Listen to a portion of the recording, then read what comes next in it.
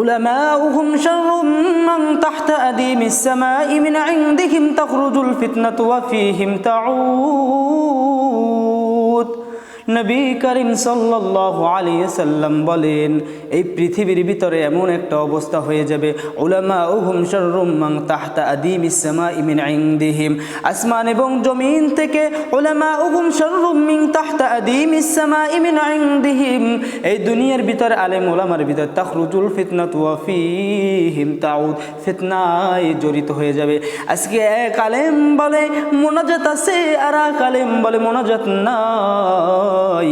একজন বলে মিলাদ পড়া জায়েজ আছে, আর একজন বলে মিলাদ পড়া না জায়েজ নাই।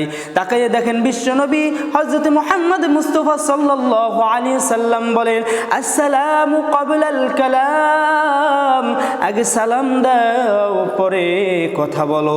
আর একদল মুসলমান, একদল আলেম বলে মিলাদ পড়ো, ইয়া নবী সালামু আলাইকা। একটা দলিল দাও, কোন সাহাবী ইয়া নবী সালামু আলাইকা বলছে, কোন সাহাবী নবীর উপর এরকম ভাবে দুরূদ পড়েছে, এরকম ভাবে নবীকে সালাম জানাইছে। ওরে দুনিয়ার মুসলমানের দল, যেখানে কোরআনের ভিতর নবীকে ইয়া নবী বলে ডাক দেওয়া হয় নাই, মানুষকে ইয়া ইনসান বলে ডাক দেওয়া হয় নাই, মানুষকে ডাক দেওয়া হয় নাই ইয়া নাস বলে ডাক দেওয়া হয় নাই, মানুষকে ডাক দিয়েছে ইয়া আইয়ুহাল ইনসান,